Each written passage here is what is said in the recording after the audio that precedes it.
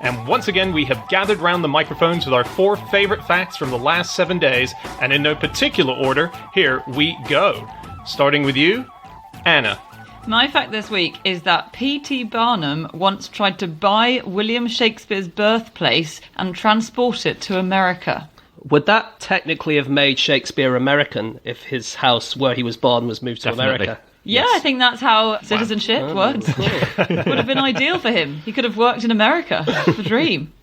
So P.T. Barnum, the very famous 19th century showman, entertainer, circus man and businessman and great PR man above all, who very famous guy. I think there was a film about him recently. Was it The Greatest Show? Was that about him? The Greatest Showman. Showman. Yeah. Showman. There you Hugh go. Jackman. It's all in the title. This was in 1844. We know it actually happened because as well as Barnum reporting on it, he reported on every detail of his own life pretty much, and lots of details that maybe weren't in his own life. But as well as Barnum writing about it, his signature is in the visitor's book in the house. So it was in 1844, and he signed the visitor's book, and he signed it along with Tom Thumb, who was one of his acts. He signed it saying, this is P.T. Barnum with or carer of Tom Thumb. But I couldn't tell if Tom Thumb was actually there or if that's just how he signed stuff. He was just like, Barnum, carer of Tom Thumb.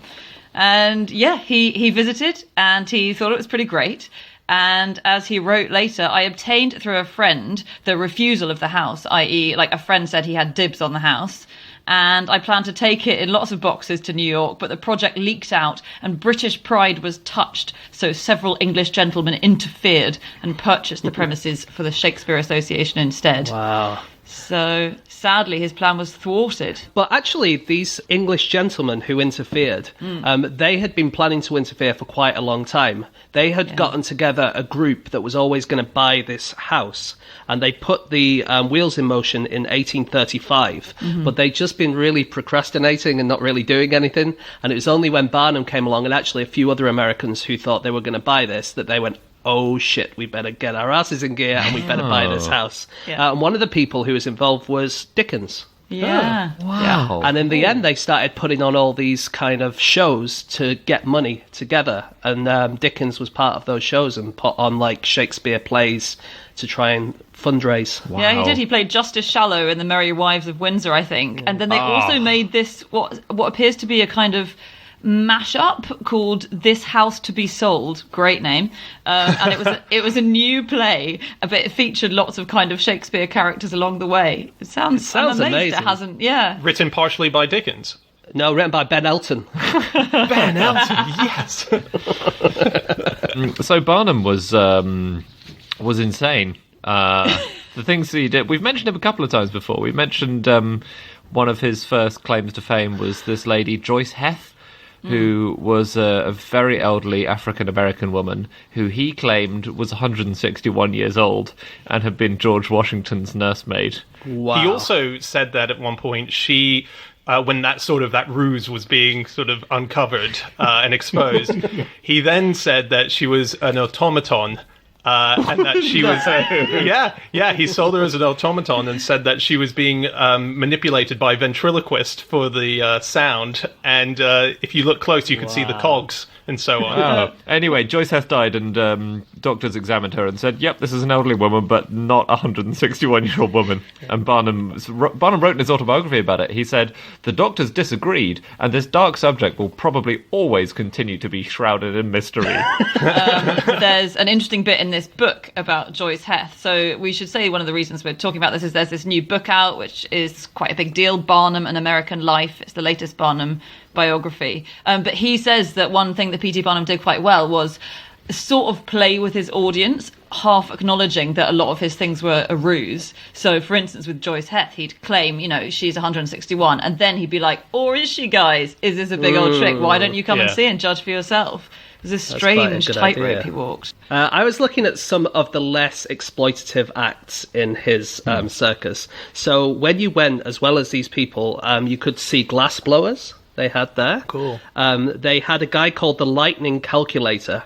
I can't work out what he did. I think it's him, taking large numbers from people and then multiplying them together really quickly, rather than hearing some lightning and some thunder and working out how far away it is. Like every dad could do. Yeah. He was the first dad to do that. That was so amazing. Do you think, when you go to a festival and there's the main stage and then there's some quite shit tents on the edge, that's glass blowing, right? Like when you've got a woman with 17 heads doing trapeze acts in the big tent, who's going to see the glass blowing? Only when it's raining do they go to the glass blowing tent. That's right. This museum, the American Museum, it sounds amazing. So more people went to it proportionally, I think, than have been to Disneyland or Disney World or whatever it is. Right. But the museum, it did have a lot of acts or exhibits which were not great. So they had a living cow with 5 legs and 2 tails. Well, all right. They had the preserved hand and arm of a pirate called Tom Trouble. They had some black bugs found in the stomach of a distressed Maryland lady, and a hat made out of broom splints made by a lunatic. Wow. Okay. That's the least good stuff he had, basically. And this museum was in the center of New York City. This was on Broadway, which is amazing. To think of this astonishing building with all these oddities in there, and you could go up to the top of the roof. They had daily hot air balloon rides that would leap from the roof of the building. It's just a bizarre location. Cool. Nice. Can we talk about his wife a bit? Do that. Or his wives. So he was married to Charity, his wife, for 40 years. And then she died, but they weren't very close, I think, because he got the news that she had died when he was off buying racing ostriches in Hamburg, and then he didn't go to the funeral. So maybe a sign there. Imagine if he'd turned up to the funeral with the racing ostriches. I can't find anyone to look after them. They're going to have to come with me. I came as quickly as I could. On an ostrich, like whatever he's called, Bernie Winters or... You mentioned Tom Thumb earlier. So Tom Thumb, General Tom Thumb, as he was nicknamed, had dwarfism. He was only 3 foot high, and Barnum took him on as an act, basically. But because he was only about 4 years old when Barnum took him on, Barnum then aged him up and said, this is an adult who has dwarfism rather than this is a child who would be small anyway, who also has dwarfism. He just liked adding ages to people, didn't he? Just like making people older than... He loved it. You're absolutely right. He doubled the ages of every one of his most famous acts because it's more impressive. He would be amazing as one of those people who made fake IDs when you were a kid. That's probably how he started. But he married Tom Thumb off to another lady with dwarfism, and then there was an intense rivalry over her affections. I think she was called Lavinia, between General Tom Thumb, and then a third dwarf who was called Commodore Nut.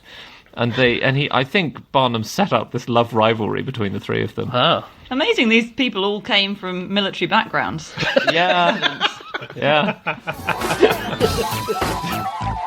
Okay, it is time for fact number 2, and that is James. Okay, my fact this week is that in 1547, the Venetian government assassinated 2 men to stop them from revealing how mirrors were made.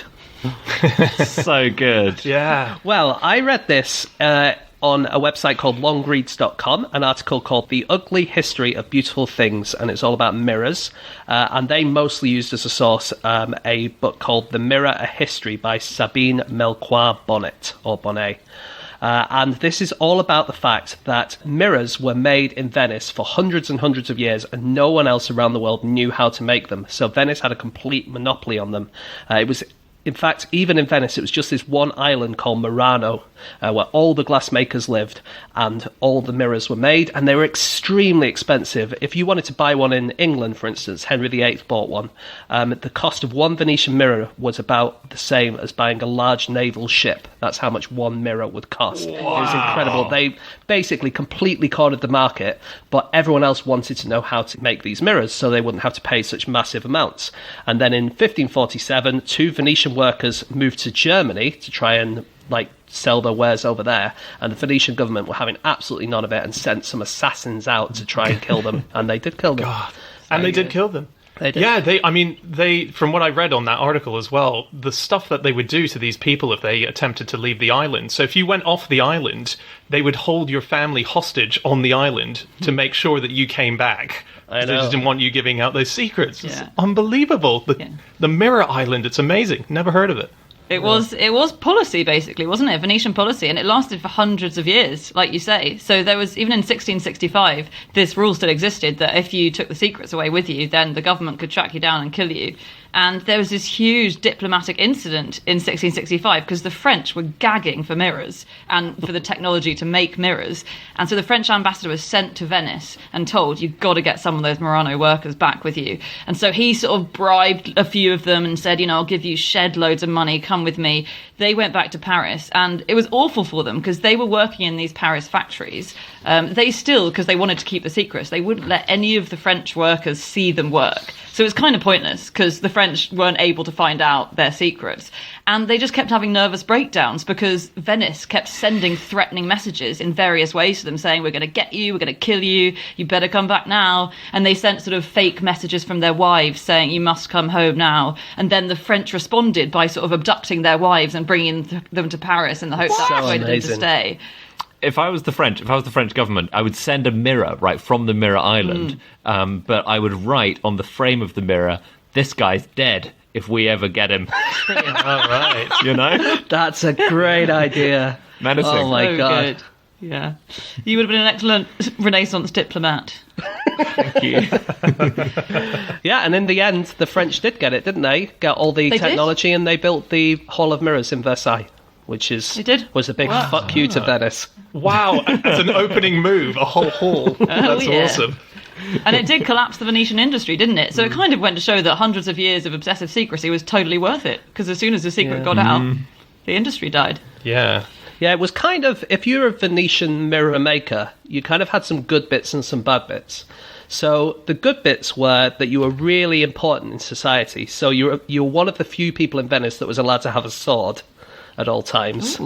And your daughters were allowed to marry into affluent Venetian families because there was like almost a caste system where you weren't allowed to marry outside of your level, but the glassblowers were allowed to. But then on the downside, they worked with Mercury, and so they all went mad. Yes, yeah.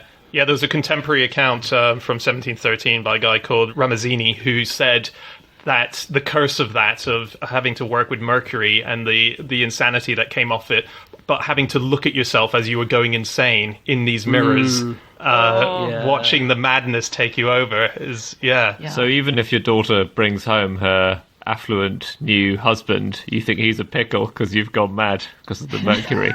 That's the curse. That's it. I'm not sure if it was that specific kind of insanity where you think people are pickles. It was more of a descent into madness. Like, there was a quote where they said that the mirror makers scowled at their reflection of their own suffering in the mirrors and cursed the trades that they have chosen. Mind you, if they could have hung on for another couple of 100 years, they would have found a career with P.T. Barnum, because you've got glass blowing, and it sounds like they're kind of loopy by that stage. So Yeah, that's true. great circus performance. Humanity seemed to make mirrors for quite a while. So there were mirrors in ancient Rome. And then in the Dark Ages, like with a lot of stuff, they sort of disappeared, right? And then this technology took a while to come back. But they definitely had them in ancient times, and good mirrors. And I read that Caligula, who obviously made a bit of a living and a reputation out of scaring the shit out of people, Caligula used his mirror to practice scary faces. That wasn't Really? That wasn't a side hustle for Caligula, though. That's just something he did in the course of being emperor. He didn't have a sort of spooky emporium. That's great, though. He practiced his faces. I love that. Yeah? That's really good. You don't hear that about evil dicks. No. You just think it comes follow natural, rehearse. right? Yeah. Yeah. You've got to work hard at these things, Dan. Yeah. Yeah. Guys, I've got a mirror question for you. Oh, Great. Cool. Are you looking in your bathroom mirror at your face and your neck, maybe your shoulders, and you want to see your whole body, and imagine you've got a massive bathroom. How are you going to make it so the mirror reflects your whole body? Get a full-length mirror. No, go as far away from the mirror as possible, and eventually you'll be able to see yourself. I would crouch on the basin. Crouch on the basin. Yeah, if I want to see my whole body, I'll just awkwardly crouch on top of the basin. How unbelievably strong is your basin? Andy doesn't have a toilet in his bathroom, actually. He just uses this thing for everything. It's multi-purpose. Well, I'm astonished to say this, but Andy's right, I'm afraid. I was amazed by this. You are always the same size in a mirror. No matter how far back you go, you're never going to be able to see any more of your body. And that size is half of your actual size. So let's say you look in a mirror close up and you get a permanent pen and you draw your face, or you draw, you draw a circle around your face of where your face image is in the mirror. If you stand back 20 yards and get someone close to the mirror to do it again, it's going to be in exactly the same place. Wow. Isn't that... I found this amazing, but it's so it's obvious when you actually think about the old boring physics lessons about mirrors, because it's about the fact that, the angle of incidence, so where the light hits the mirror and then where it reflects off the mirror, always has to be the same. So imagine you're standing really close to a mirror and you want to see your feet. Then the light from your feet goes up to the mirror at a steep angle and then has to reflect at that exact same angle to get to your eyes for you to see your feet, right? But when you go away from the mirror, it's going to be exactly the same problem. If you couldn't see your eyes there, when you go away from the mirror, you won't see your eyes further away because the light has further to travel. So even though the angle is smaller, the light travels further and goes over your head. Draw a diagram and you'll understand it. So even if I have a very, very, very long bathroom, let's say I've got a bathroom that's 100 metres long and have a mirror at the end of it, that I can't see my feet in up close, even at the other end of the bathroom, I still won't be able to see my feet. You'll never be able to see your feet. Well, the thing that's confusing me is the other person standing next to the mirror who's drawing the head, because if you were standing at the back of the room and I was next to the mirror and you said, "Can you see what's in my teeth?" and opened your mouth, it feels odd to me that I'd be able to see your head as a real size head, despite the fact that you're all the way over there. No, you've misunderstood that. Great. Because that person is a different person. So this is just about how it looks. So the mirror reflection, how it looks to you, the person. Yeah. Obviously, to the person standing next to the mirror, you're going to look like you're in a completely different place, and etc. But so we can't test your idea of drawing the circle then? The other person drawing your circle? No, you'd have to tell the other person what to draw. Yeah. You have to guide their hand with your words. Gotcha. Okay. Yeah. But what you're describing, Dan, and not quite understanding that, is something called the Toilet of Venus illusion. And that is that there's a lot of paintings of the Toilet of Venus, and that is Venus is lying down kind of sideways on a painting, and there's a cherub holding a mirror, and then you looking at the painting can see Venus and can see her in the mirror. Okay? And most people think that she's looking at herself in the mirror, but the fact is, if you can see her face, she can't see her face in the mirror. She can actually see you in the mirror. So she would theoretically be looking at the person who's painting the painting. Yeah. Cool. She wouldn't be looking at herself, but most people, when they see those paintings, think that she's looking at herself. She's not as vain as people think. Yeah, No. That's very cool. You know that thing of practicing faces in the mirror? The Caligula. There's a nice thing, which is that Kate Winslet keeps her Oscar in her bathroom because she knows that everyone wants to practice giving an Oscar speech while holding it in front of the mirror. Great idea. And she can tell when people are doing it, because she'll say the flush goes, and it's almost as if they clock it's in there, and they just spend an extra few minutes in there just silently doing their speech. You know what? I think, generally speaking, this is an uncontroversial statement. Generally speaking, it's a bad idea to have a secret camera in someone's bathroom. But in this case, I would love to see people doing that speech. That would be amazing. Yeah. That's a great idea. She could pick up some ideas. I thought you were going to say she keeps it in her bathroom so that she can pretend she's got 2 Oscars. I thought you were going to say that. Or maybe she has a mirror behind the mirror and it looks like she's just got infinite Oscars. Infinite Oscars, but gradually more green as they go on. There is, if we're on movie stuff, have you guys seen Terminator 2? I watched it just this week. Okay, amazing. For the first time. Wow. Did you like it? I did, actually, yeah. And I watched Terminator 1 as well for the first Oh, time. nice. Okay, well, it's a zinger. But, okay, in Terminator 2, there is a scene. It might be in the extra features, but there's a scene where there's a mirror shot, okay, and it's the 2 humans operating on Schwarzenegger, the robot, and they're unscrewing his brain case and they're opening his head up. And you can see the operation happening in the mirror as well. that wasn't done using a mirror because there's no film crew reflected in the mirror. Oh, of course and not. you would think, oh, well, they might just remove the film crew with CGI. They didn't do that. They literally had a cut-out space. So they had a fake Arnie in the foreground, and then the reflection shot in the mirror is the real Arnold Schwarzenegger, except he's not in a mirror. He's just sitting opposite a dummy of himself. Oh, and that's then, so clever. Linda Hamilton, who plays Sarah Connor, she has a twin sister who did the reflection or did the foreground stuff, and Linda Hamilton's in the reflection. So you see both of them, and they're mirroring each other's movements, but they are not actually being shown in a mirror. There are two things. So I know, isn't that insane? That's incredible. That's amazing. Yeah. Do you know there's an animal that has mirrors in its body? Ooh, no. And that is the scallop, the humble scallop. So it has eyes made of mirrors.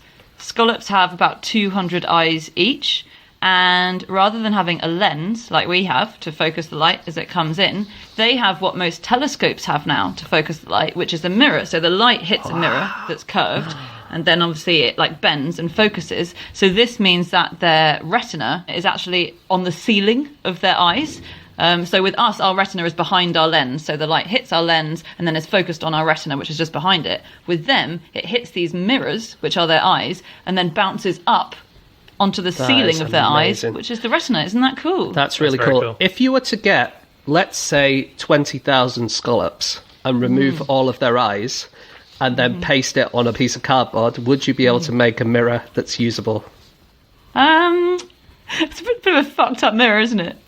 I don't think people would come around your house. I'm just thinking that the French could have used this technology instead of going to Venice. It could have been a very different world. Could have been. What a world we could have had, where the Venetians have good mirrors and everyone else has to kill 1 million scallops. Yeah. Would you guys get your hair cut without a mirror? Yeah, I have done many times. I have to. Well, there is... Why do you... Sorry, whoa. Dan, why do you have to? When you go to the hairdressers, do you say, sorry, no mirrors? Well, Are you a vampire? No, I technically, so because I wear glasses and I can't see very well, I have to take them off for the haircut. So there's a mirror in front of me. I can't make out what is in front of me. So... You don't force them to remove the mirror. No, I don't. Turn it to face the wall. No, there's only one hairdressing salon that I've found, although I haven't looked very hard, where this happens. But this is in Peckham in London, and it's instead of a mirror, you get given a piece of modern art, and then your hair is cut, and you have to look at the modern art for nearly an hour. Isn't that... Because, like, one of the worst things about sitting in a hairdresser's, I find, is having to look at myself the whole time, because I'm like, oh my God, what a mess. But if I was looking at a Picasso, for instance, where the nose is where the ear should be and stuff like that, I think I'd feel even worse about myself. Oh, but you'd think, oh, at least I don't look like that guy. At least my eyes are on different sides of my face. That's true. Fair enough. Okay, it's time for fact number 3, and that is my fact. My fact this week is that the longest car in the world was so long that it had a literal backseat driver. Now, what do you mean by this? Someone at the very back of it having to shout really loudly to the driver in the front? I thought it's that you needed someone in the backseat of a normal car, but with very long arms to reach to the front. Stretch Armstrong. Yeah. Yeah. Well, this is a limo that was built called the American Dream, and it was 100 foot long. And it has 26 wheels. It has things like there's a helipad on the back. There's a jacuzzi. There's multiple interior rooms. You can play putt-putt in the middle of it. But as one solid unit, as 100 foot long, you can't take corners. It's too long to take any corners. So what the car had built into it was a bit in the middle where you could hinge it apart. And when you see on bendy buses where they have that sort of the accordion style thing, this car would have that. And in the second half of the car, there was a second booth for another driver to be changing the angles of the wheels back there. Mm-hmm. So it had a backseat driver as well as a front seat driver. Dan, can I ask, what happens if the person in the back seat slams on the brakes and the guy in the front seat carries on going? Does he come back and smash him in the face like a cartoon? Yeah, you're right. It would stretch out to probably 110 feet, and then, lob itself back. It's like the Blackbird SR-71 plane, which, as we all remember, stretches and compresses depending on which altitude it's at. Why are you bringing that up? Why are you bringing up these old wounds? So this is a limo which is Guinness World Record certified as the longest car in the world, and it's built by a man called Jay Orberg, who lives in America and is one of the great car makers for movies that there's ever been. He's the man behind the DeLorean in Back to the Future. He built cars for like KITT for Knight Rider. He, not the original, but he built one that was a modified one that they used in the series. He did cars for the Flintstones movies. Which was that was a more basic engineering challenge, wasn't it? It was, yeah. He did the Batmobiles for the Tim Burton Batman Return movies. So he's an amazing designer, and this was his big dream, to create this super luxurious 100-foot long car. But unfortunately, no one wanted it, and it sort of fell into disuse and went to a garage, and it's wasting away now. But it's being repurposed now. As what? It's been bought by the Auto Museum, or the Autoseum, I think it's called, in New Jersey, and they've bought it to teach, not children, to teach their students how to do up cars. So a bunch of students started rebuilding it in 2016, and I think they said it'll take years and years to rebuild it properly, but it's been used as a teaching tool, so it's finally found a purpose. Great. But I have a question about this car. Yeah. It said it's got a jacuzzi, or in some more enthusiastic articles, a swimming pool. And it also says it has a diving board. Now, Yes. the depth of a pool that you can get into a limo, because it's not a super high limo, it's just car height. If you're diving off that, you're breaking your neck. Very good point. Very good Silly. point. I mean, these things were never actually driven anywhere, were they? Not really. They're always publicity gimmicks, aren't they? Yeah. Yeah, because I saw one interview with someone who had, basically it was like a stretch limo that had been turned into an entire jacuzzi and swimming pool, as in literally everything about it was a swimming pool apart from the bit where you drive. And they said, we would never drive this anywhere because all the water would just splash out. Yeah. We just take it to car shows to show that it's something we can do in theory, and So I was looking up other Guinness World Records that are held by cars, and one which was set at a Autosports International show in Birmingham was the record for the tightest parallel park. Oh yeah. And this was done live in front of an audience at Birmingham. So the tightest parallel park is 7.5 centimeters. That's the gap. On each side, or altogether? Yeah. I think altogether that this person going in was allowed. Yeah. That's insane. That is quite... Because if I see a space which is smaller than twice the length of my car, I think I'll drive around a bit longer. Yeah, this is Alistair Moffat, 2015, he set it in Birmingham. That's amazing. And the car's still there. He hasn't been able to get it out, has he? Have you heard of the world's hairiest car? No. This was owned by Maria Lucia Mugno and Valentino Stassano in Italy. They were hairdressers, and they thought, what better way to advertise our business by sweeping up a load of human hair off the floor and gluing it to our car. Wow. And that's what they Actual did. human hair from their customers. Actual human hair. And it's legal, you're allowed to drive it, because... Yeah, who would come up with the law? Yeah. What sick legislator would think of that? I mean, Also, it is- To ban. Their customers couldn't see them stealing the hair behind them because they had the modern art in front of them. yeah. And Oh my it's God. legal, and there's only one part of the car you're not allowed to put the hair. Oh! Don't tell us. I would windscreen? say. Yes, yeah. No, because you could comb it out of the way. Instead of windscreen wipers, it has two massive combs. Centre passing, very bold. I would say on the steering wheel, because This is a legal I think- thing.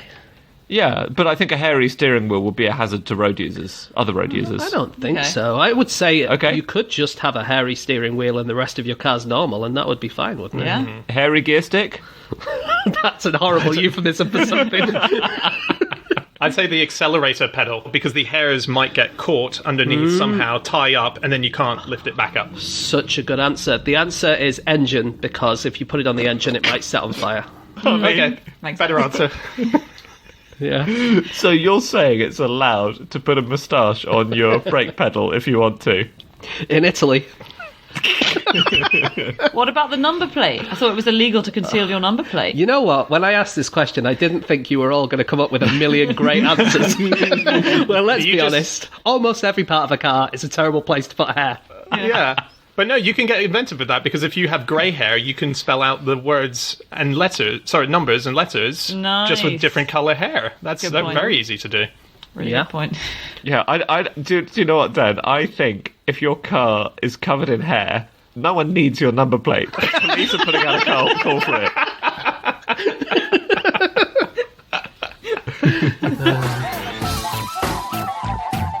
Okay, it's time for our final fact of the show, and that is Andy. My fact is that ancient British fruit varieties include the hen's turd apple and the bloody bastard pear. So, this is just about amusing names of fruit. It doesn't get much more amusing than that, Andy, does it? No, there are hundreds of varieties of apple and pear and other fruits which have kind of gone out. So, for example, one ancient one is called the shit smock plum, which apparently has a laxative effect if you eat too many of them. I believe the bloody bastard pear also has a laxative effect, and I think that's where that got the name as well. Oh. Wait, so how does that... I think you're on the toilet and you go, bloody bastard! It doesn't create bloody stool or anything. That sounds like you shouldn't be... Well, it just sounded like that was what you were suggesting. Yeah, no, I wasn't intending to suggest that. Well, that's a relief, because I've just eaten 7. They are inedible. Can I just say, if you go to the shops and see a bloody bastard pear, do not eat it. They are inedible. They're irresponsible for them to be selling it. They are. There's a load of pears in the UK which are inedible pears, but they used to make perry. They used to make alcohol. So perry is the pear version of cider, and bloody bastard is one of the ones that's used to make this, but you can't eat them because they'll give you the shits. Right. And similarly, in fact, with a cider apple, I don't know why so many of these fruits have this effect. There's a cider apple called Slack McGirdle, which is, again, a reference to the fact that you're going to have to drop your trousers once you've eaten this guy. Oh, wow. Yeah. Can I give you some funny names of apples and pears just for fun? Yes. Yeah. So I was looking for the bloody bastard pear, and it's enshrined in UK legislation. So they have certain apples and pears that are able to be used to make cider or perry. It's by the Apple and Pear Research Council Order of 1989.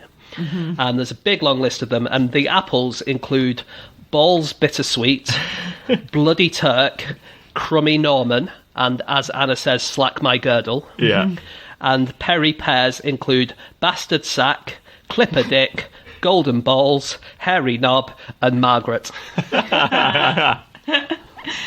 And they're all official fruits that you should use to make cider or perry. I love it. They also have on that government list, they have the Startlecock pear, which is, and now I think people can now guess, because there's been a patent, why it's called the Startlecock. Is it like a Viagra, a natural Viagra? It's not that. That's one of the things it could have been, you're right. Does it fall to... Do the fruits fall from the tree to the ground shortly before dawn, waking up cockerels? What a sweet and wholesome explanation. No, it's because it's a diuretic, so your cock is literally startled into urinating when you eat it, apparently. Okay. Or when you drink the cider, I suppose. Gosh. Yep. You know, you say, oh gosh, my cock's a bit startled. I've never heard anyone say that. I think that's a new phrase that we're going to bring into the lexicon, isn't it? Yeah. Whenever you need to go to the bathroom, it's a polite way of saying I want to go to the little boy's room or little girl's room. Just say, oops, my cock's been startled. I'll be back in a minute. So naming apples happens today as well, though. So there are new named varieties. Have you guys been reading about the Cosmic Crisp? No. Okay, so this is a new apple that was launched last year with a $10 million marketing budget. It's basically... It's the one of the biggest Apple launches that has not been of an Apple What is iPhone. it called again? It's called the Cosmic Crisp. And it's got PR people who have said it's enormously crunchy and wipe your face juicy. Are you under the thumb of Big Apple? I'm not. But I find so normally apples get launched with a bit of fanfare, but this is an unusual apple. So it's got taglines which include the apple of big dreams and imagine the possibilities. They've hired an ex-astronaut called Leroy Chow to be a social influencer plugging the apple. Wow. Its actual name is WA38, and it was patented by Washington State University. They developed it, and so this has been launched as a thing. Sorry, this is all sounding a bit #spawn, but... It is, and I'm just feeling sorry for the career of Leroy Chow, which has clearly taken a dip since his astronaut days. I think he was a commander on the ISS. Well, now he's flogging apples. I know.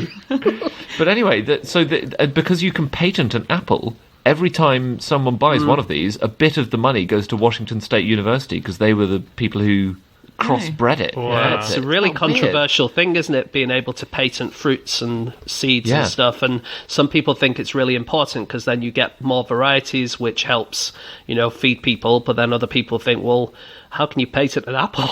Yeah. I'm not saying which side of the argument I come on, but No, but... So yeah, we used to have lots more varieties of apples and pears than we do today, but it seems like they're making a bit of a comeback. This fact suggests people are getting more interest in these quirky new varieties, and especially you mentioned Perry, pear cider. So Perry is also making a comeback. So all these different types of pear are starting to be bred again, and most of the pear cider that you get in pubs, I didn't know this, most of the pear cider that you order, like a basic pear cider, is just apple cider, and they've put pear flavouring into it. no. Yeah. Wow. And it's only that the problem. true? Yeah. Isn't that weird? Scandal. Unless you're getting nice, proper, expensive Perry or whatever, or you're going to Devon for it. I feel like I've been really ripped off by that. I'm so sorry. I'll be honest, I'm not sure I've ever bought it, but I still am furious. That's amazing. And one thing that I have drank, which is definitely Perry, I think, is Baby Sham, right? Yes. Baby Sham is Perry. And that's definitely made of pears, I think. That's made of pear, Baby Sham, you're right. But the Perry industry is a bit annoyed about Baby Sham because it doesn't have a massively highbrow reputation. And they want Perry to. And one of the people who's trying to rejuvenate Perry's reputation is the kind of leading pear cider bloke in the world, I'm going to call him. He's called Tom Oliver. So he's staging this big comeback. He's an award-winning Herefordshire cider maker. And his other job is being tour manager of the Proclaimers. Wow. Just pretty weird. Just two pretty weird jobs. It's amazing, isn't it, that these people who had such amazing jobs like astronaut and tour manager of the Proclaimers would then go into fruit. Yeah. It's where That's it's at. wicked. Hey, I found that in Italy, 275 meters below the surface of the Earth are 10,000 tons of apples. Wait, What? Yeah. What are they doing there, Dan? So this is a way. Okay, so something that is well known is that apples that you eat are often not freshly picked. They're kept for a year or so in storage facilities to be able to make them last longer. So you can pick them and you can put them in storage. And they do that by reducing the oxygen right down to 1%, basically. So in Italy, what they've done is they've taken over these old mines. It's throughout the Dolomites in the Italian mountains, and underneath it, they've converted these mines into giant refrigerators where they're stocking up to, they say, 20,000 tons of apples. So at any given time, there must be a different amount. But yeah, if you visit there... That is amazing. Yeah. Wow. They say that this is what the article said. When compared to a standard above-ground storage space, the savings by having them underground are equal to 10 Olympic swimming pools of water being saved a day and 10 hectares of land. Wow. Wow. Yeah, so that's why they do it. Okay. But yeah, there's a lot of apples underground in Italy. God, every time I bite into an apple now, I'll reflect more on what an adventure it's been on to get here. Through the bowels of the earth. I found some other fun fruit names, actually. There was a good article on BBC Future about how, again, we've lost our passion for these smaller scale fruit varieties. And this article was saying that fist fights used to break out over which tomatoes were better, those grown in Mississippi or those grown in New Orleans. And now only dedicated foodies know of Lee's Golden Girl tomato and Radiator Charlie's Mortgage Lifter tomato. Back in the Radiator day. Charlie's mortgage lifter. That's right, Radiator Charlie's Mortgage Lifter tomato. Wow. You can still get it. It just sounds like you've put 4 random words together. Was it supposedly so good that it would allow him to pay off his mortgage? It was exactly that. It was thought that Wow. any seller of it would be able to pay That's off their brilliant. debts. And he must have had quite a big house with all those radiators in there. There are some people who are devoted to finding these old fruits. They're often detectives as well. So there's a guy called David Benscotter who worked for the FBI and then started tracking down apples, ancient apples after. Head of the FBI or whatever becomes an apple detective. I know. What is going on? There's David Karp, who was a Wall Street trader and a Latin translator, and he only got into fruits to impress a woman, and she wasn't impressed, but he just kept detecting fruits for the rest of his career. John Bunker, the apple whisperer, he is amazing. So he's an American guy. Come on, it's much easier to be an apple whisperer and tame an apple than it is to be a Robert Redford-style horse whisperer, isn't it? But go on. Well, he's tracked down 100 varieties and saved them from extinction. And when you think about it, it must be incredibly hard because you know maybe where an apple was last grown, but you have to comb through historical records for what these apples look like, for drawings of them, for the taste. And he will study these records, and he will sometimes go to towns or villages where they were last seen, and he will put up wanted signs. I swear to God. I swear to God. This is. He does. Have you seen this apple? Yeah, he will put up a sign saying, "Wanted, alive, Narragansett apple, last seen in York County, Jesus originated Christ. on this farm." And he works miracles with these things. So he once went to a place and he said, "Have you seen this apple?" And an old man said, "I know a related apple," which was also extinct. And this old man said, "I used to eat from this tree when I was a boy." And the tree was almost completely dead. There was one 2-inch wide strip of living tissue, and there was one branch, right? And he took a cutting of that, and he successfully managed to regrow the entire apple breed variety from that tiny strip. And so that apple is now alive It's a again. great story, considering you just made it up. It's true. It's all true. It was an amazing profile of him. Wow. How annoyed are you going to be if you go to all that trouble and it tastes like crap? It's so likely. That's John Bunker, right? Yeah. Because he seems to have a side project. I guess when you've got these skills, you've got to monetize them whichever way you can. So he identifies other people's apples. So I think what he's looking for is the ones he can't identify, but people are queuing every day saying, what's this? What's this? It's a golden delicious. It's not a golden delicious. Granny Smith. Yeah. He just looks at the sticker usually. That's the problem, isn't it? That basically it's become homogenized and we're basically just growing the same apple trees everywhere and stuff like that, and the same pear trees, and you can kind of get invasive pear trees and things like that, can't you? There's one. I was reading an article in Vice when I searched for pears, and the title of the article was "Here's Why the Trees on Your Street Smell Like Semen." Okay. Okay. The linden trees. Yeah, they're called... These ones are not the linden trees, which Oh. also famously smell like semen. These are pear trees. It's called the Pyrus caloriana tree. And this pear tree is taking over. They were grown on ornamentally, like linden trees were, but they kind of... You get one, and then someone will plant another one, and then they hybridize together, and you get new types of this particular type of pear tree, and they're really good at taking over in an area and just, out-competing all the other pear trees. All right. Nigel Farage. Get over it. They're better at the job. It's a less nice way of imagining the song which ends, "and a partridge in a pear tree," if the pear tree in question smells of semen. If you're being given those on the 12 days of Christmas, you're not going to be happy about Yeah, it. because actually the first 11 days you think these are quite... I mean, it's a bit awkward having all these swans and drummers and stuff, but they're quite good gifts, and then at the end you just get the jizzy tree. You've been blaming the Lords of Leaping until now.